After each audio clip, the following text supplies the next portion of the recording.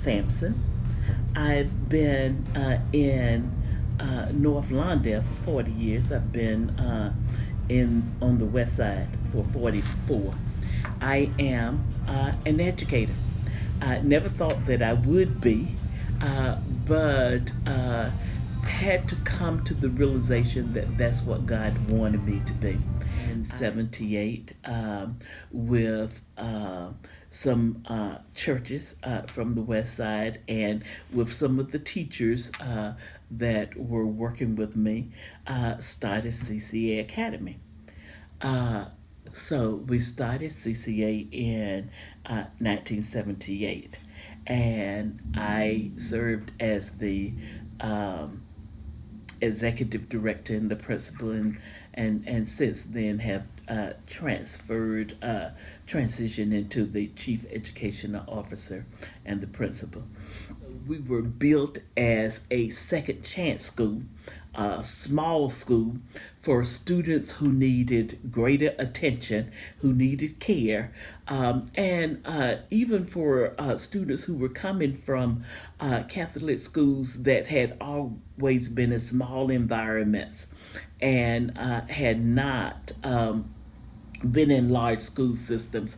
But always had as part of our mission to serve out of school youth and to help them to find who they were and continue.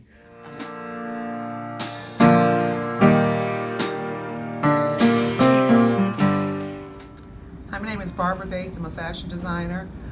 Grew up on the west side of Chicago in so-called West Garfield neighborhood, Central Park and Jackson. I went to Leif Erikson Elementary School, and then from there I went on to John Marshall Elementary, and then I graduated from Marshall High School. After I started selling my designs to just friends of friends for a while in 1986, I decided to open up Bates Designs. After I opened up the company, I was really blessed to have famous notables become clients, and it all happened like happenstance. My sister's at a basketball game, she meets Michael Jordan, she gives him my card, Michael becomes a client, and after Michael Jordan became a client, then it really spiraled my business because he was really gracious and brought so many players, into my shop to buy clothing from me.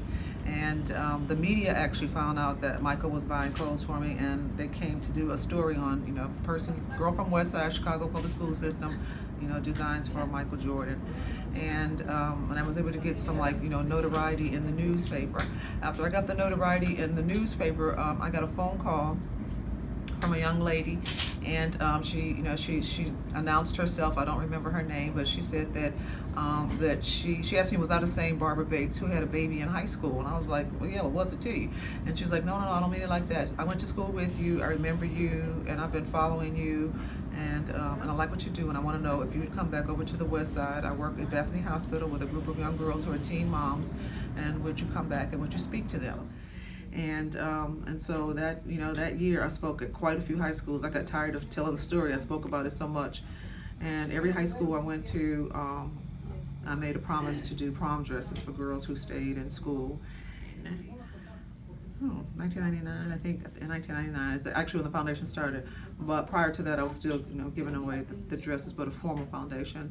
And I'm just happy to say that to date, the foundation has given away over 500 dresses and 200 suits to inner city kids that are deserving. And they're always not the best or the brightest, because sometimes it's the kid that's just struggling just to make it through that doesn't get seen. And those were some of the kids that really spoke to my heart, that I wanted to see something given to them. And so just a mere suit or a dress gave them something that was uplifting.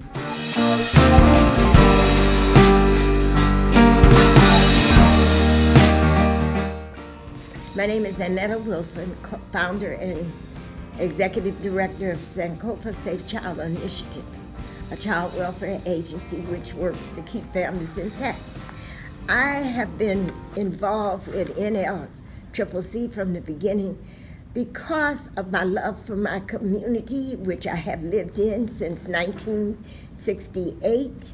I have involved myself with NLCCC because of the mission that it was on, and that's what really fascinated me, because so many of the issues that they wanted to address, we were already addressing, and this gave me another outlet or link to link in with people who was interested in the same things that I was interested in Lawndale.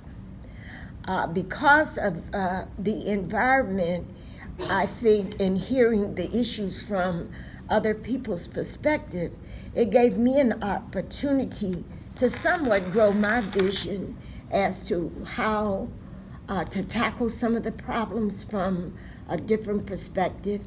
But it also gave me I would say, a robust of people that enabled me to do this work.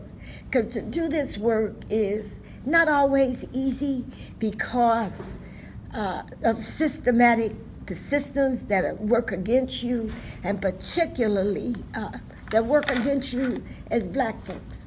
And so with Sankofa and with NLCCC, I could always come to the table and be me.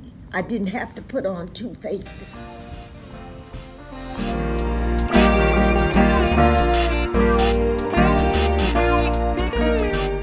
My name is Brenetta Howell Barrett, and I have been a very long time Westsider.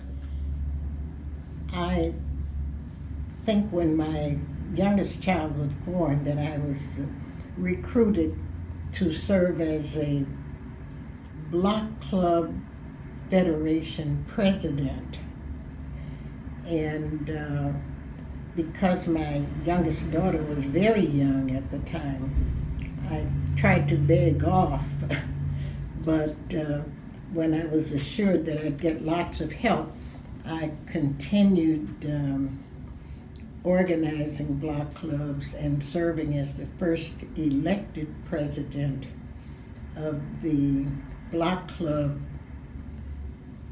Federation, I'm going to say, for the Greater Lawndale Conservation Commission. And I think that number probably became something like close to around 50 block clubs or more. Well, I guess this group came after many efforts involving civil rights marches and demonstrations.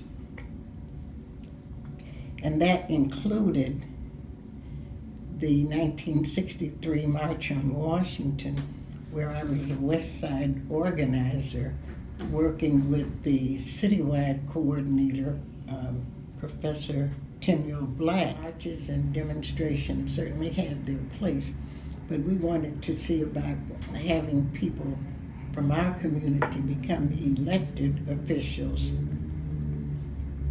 and also to make sure that they were going to have the best information possible when it came to casting their votes. Because I was one of the very active organizers, became a congressional candidate in 1964.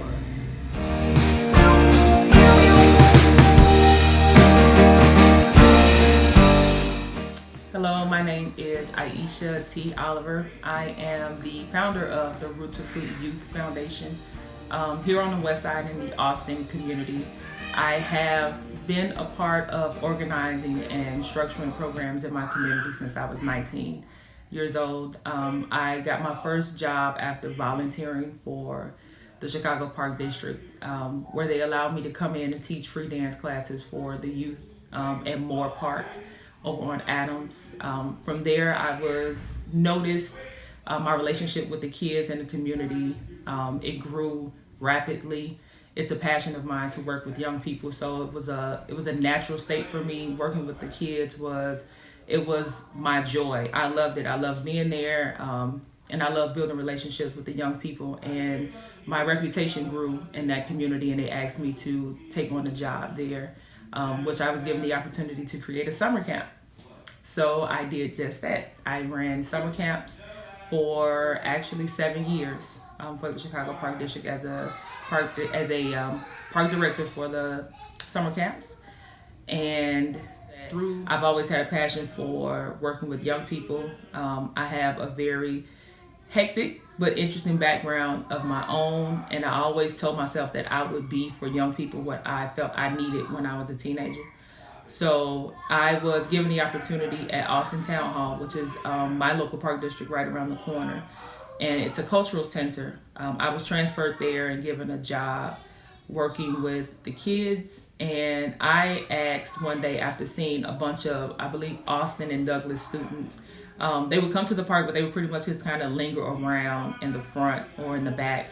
Never really came in, and we had some empty rooms in the park at the time that were not being used. And I asked if I could create a teen club. I was allowed to create a teen club for Austin Town Hall, which started off with 3 boys. In a span of 4 months, I went from 3 boys to 30 kids. 30 teens that came faithfully every day. And that showed me just how much young people wanted to be a part of something that was structured and that gave them the opportunity to learn something new, gave them the opportunity to express themselves. It also gave them the opportunity to do things that they had never done before. So.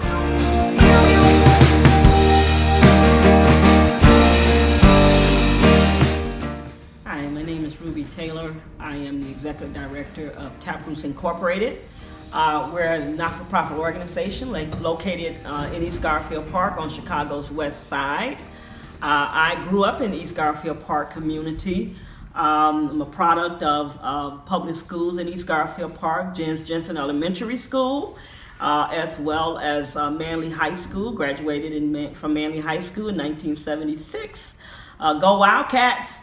Valedictorian, my high school class. As a matter of fact, my class was the first graduating class of high school class at Manley. Currently, I still live in East Garfield Park. I decided not to move. I raised my children in East Garfield Park. I chose not to move because I love my community. I have had a heart for my community for a number of years. Even as a child, back before the 1968 riots, I loved my community. And so even after the riots, I decided that I would like to grow up there and give something back to my community one day. And so currently, again, I'm working as the Executive Director of Taproots, been the director for about almost 20 years, but I've also worked at several other social service organizations where I got my start in my career in social services. I first started out at Marillac House, working with teen moms there, and I've also worked at Habilitative Systems. I've worked with child welfare as a child welfare worker there.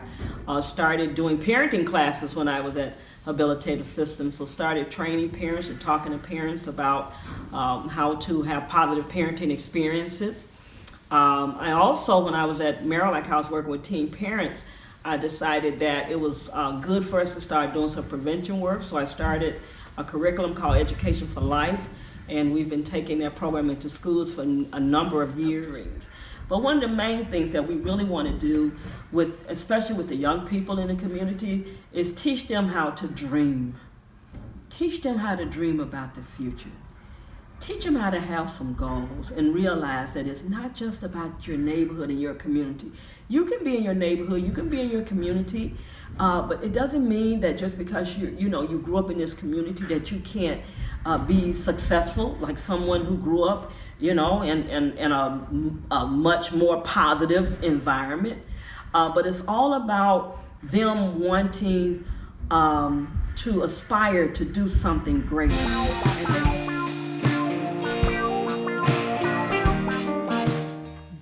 Hi, my name is Siri Hibbler, and I am really honored and humbly honored to be receiving this award. And I am very, very grateful to be recognized for work, but I do it not to be recognized, but I am grateful for this opportunity. And just a little bit about me. I am a native of the West Side of Chicago. I grew up in Garfield Park. And I'm very passionate about the West Side, especially Garfield Park. Everybody knows that. They know my passion for it. I'm an alumni of Marshall High School, Commando for Life. and I'm a graduate of DePaul University as well. And so I came back to my community at the end of 2016. I left when I was 22 years old. And when I left, it was a very thriving community. There was a lot of, especially Black-owned businesses here. My first jobs was right here in my community, working at a drugstore for 2 Black pharmacists. So coming back here in 2016, Field of Dreams Visionary Center, where we provide housing, we provide jobs, and we have career development, financial literacy, and we're a social service agency. I came back and realized that this community needed help. I, again, just very shocked what was going on. So when a facility came available in the area, I brought Field of Dreams here in 2016. And from that time, we just became so busy. We would see on average 400 clients a month. Our phones ring off the hook, almost 100 calls a day, people hitting the website. And the need was just great, and it's still great. So I dove into that work and helping people to find jobs, to get out of the shelters, started partnering with my nonprofit agencies across the city of Chicago, and we have just been doing what we can. To date, we have placed over 1,800 ex-offenders and homeless and low-income individuals, including disabled, on jobs. Over 1,800 since that time. And also we placed over 1,000 people in housing. What the Lord allowed me to do was bring my resources and my knowledge from being an executive in the corporate world. So I was able to reach out to my resources to get people hired, to locate housing, that subsidized housing, low income housing. It's a lot of work, but it's well worth it.